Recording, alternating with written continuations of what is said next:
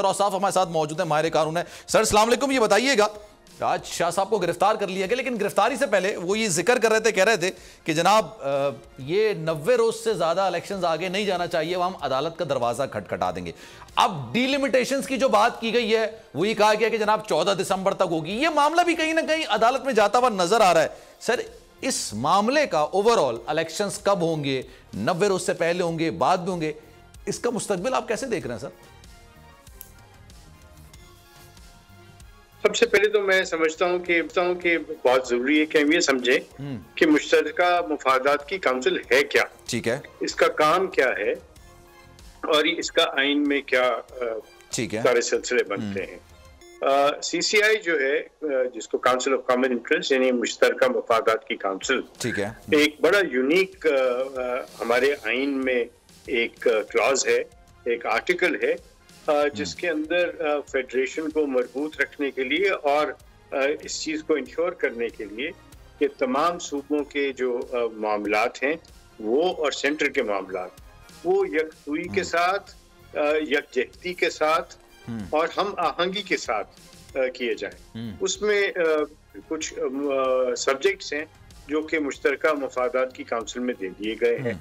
उनमें से एक सेंसस का है जी, और सेंसस जो है वो भी आर्टिकल 51 यानी हमारे आइन की एक शिक है जिसके तहत सेंसस होना लाजिम है। सेंसस का होना इसलिए जरूरी होता है कि मुश्तरका जो मफादात की काउंसिल है जब वो बैठे या इकोनॉमिक कोऑर्डिनेशन कमेटी बैठे तो ये तयन कर सके कि कितने जो पैसे हैं वो किस सूबे को देने चाहिए, क्योंकि उसकी आबादी में कमी हो गई है, ज्यादती हो गई है। इसी तरह उनके जो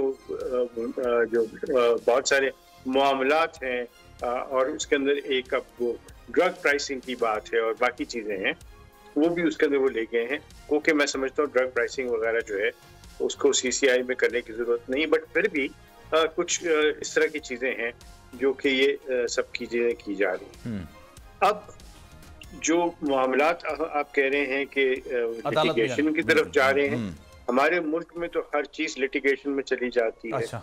हर मामला जो है बजाय इसके कि हम आपस में अफीम के साथ टॉलरेंस शो करके एक दूसरे के साथ अदालत में चला जाता मामला, लॉजिकल बातें करके करें, हम या तो दशनाम तराजी कर रहे हैं। बुनियादी सवाल ये ना, जैसे आपने खुद ही कहा 90 रोज के अंदर इंतखाबात कराने, ये भी आइन के अंदर लिखा है, और फिर ये भी लिखा है कि जनाब आप नई मर्दमशुमारी, नई हल्का बंदियों के तरह लिखा है, ये भी आइन के अंदर लिखा है। अब सर सारा मामला ये है कि क्या इस तरह से आइन की जो बात है वो आपने माननी है या जो वक्त की जरूरत इस वक्त है, नजरिया जरूरत जिसको कहते हैं, उसके तहत मामला आगे बढ़ेगा? तो ये मामला जाएगा किस तरह? What do you think sir?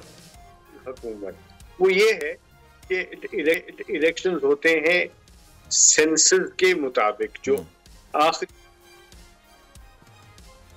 ठीक है, आसान नहीं है। अभी यही हुआ कि जो इलेक्शंस हुए वो हमने आइन के मुताबिक इस तरह नहीं किए थे। 2018 में हमने प्रोविजनल सेंसस के ऊपर कर लिया था, क्योंकि मुश्तरका मुफादात काउंसिल ने और सब पार्टीज ने मिलकर कहा कि जी हमें कबूल है। तो जब भी हम आइन से पहलू तही करते हैं तो फिर ये प्रॉब्लम्स आते हैं। तो क्या ही अच्छा हो कि हम आइन की जो बातें हैं सिर्फ कहें नहीं और सिर्फ आइसोलेशन में न देखें। हम सिर्फ ये ना देखें कि इलेक्शन जो है वो 90 दिन में ही होने हैं, हम ये भी देखें कि इलेक्शंस किस चीज के मुताबिक होने हैं, कौन सी चीजें इलेक्शन से पहले लाजिम है और आइन का तकाजा है। तो सेंसस उनमें से एक है। पीटीआई गवर्नमेंट ने ये सारा किया और कहा कि हम डिजिटल सेंसस, बिल्कुल, और डिजिटल सेंसस कराया और ये कहा गया कि अगले इलेक्शन डिजिटल सेंसस ही के मुताबिक होंगे। सही है। तो ये ऐसी चीज नहीं है कि कोई अनहोनी बात हो गई या कोई अचानक बात हो गई या एक दिन ऐसी ख्याल आया कि अब चूंकि कर दें ताकि इलेक्शन जो हैं उसके अंदर डिले हो। नहीं, ऐसी बात नहीं है। मेरे तो ख्याल में इलेक्शंस बहुत जल्द होना चाहिए थे। इलेक्शंस जो हैं, जो हालात चल रहे हैं उसमें तो साजगार जो पिछली गवर्नमेंट है उसके लिए ये साजगार थे कि 60 दिन के अंदर इलेक्शन हो जाते।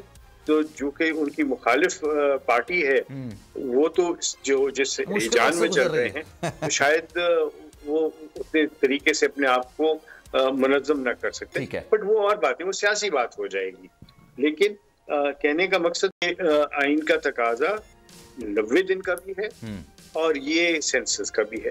हाँ, एक बात जरूर कहूँ और वो ये है कि ये 90 डेज है from the date of dissolution of the assembly, 90 days from the delimitations वो है कॉन्स्टिट्यूएंसीज या डिमार्केशन से नहीं है। ठीक है, तो वो जो है टाइम पीरियड, ठीक है, वो ये नहीं है कि दिसंबर के बाद 90 दिन, वो उससे पहले भी होने चाहिए और मैं समझता हूँ बहुत जल्द होने चाहिए, जितने जल्दी हो सके बिल्कुल वो हो जाने चाहिए, ताकि जो मुल्क से बाहर इन्वेस्टर्स बैठे हुए हैं, जो मुल्क के अंदर इन्वेस्टमेंट करने को तैयार हैं, जो हमारे अपने लोकल इन्वेस्टर्स हैं, कारोबार करने वाले लोग हैं, जो लोग अपनी मुस्तकबिल का फैसला ये इन इकोनॉमिक चेंजेस के ऊपर लेके आते हैं, अज़द जरूरी है कि फॉरेन इलेक्शन हो जाए। सही है सर, लेकिन आपने बजट का भी जिक्र है, वो तो बजट तो में पेश किया जाता है। अभी सर ये मामला भी है कि मार्च में सेनेट के इंतखाबात भी होने हैं, मार्च में सदर साहब के भी इंतखाबात होने हैं। अब इन दोनों के लिए एक मामला ये होता है कि अवाम बराह रास्त तो वोट नहीं दे सकते, इलेक्टोरल कॉलेज अलग होता है इनका ना। अब ये उसके लिए कौमी असेंबली का क़याम, सूबाई असेंबली का क़याम बड़ा जरूरी होगा। तो आपको लगता है कि ये मार्च से पहले ही हो जाएगा, फरवरी के एंड तक हो जाएगा, या आइन के अंदर इस तरह की कोई चीज है कि आप सदर के इंतखाबात या सेनेट के इंतखाबात को आगे लेकर जा सकते हैं, इसकी गुंजाइश है?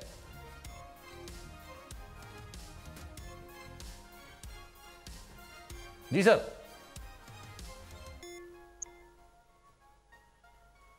अरशद साहब आवाज आ रही है सर?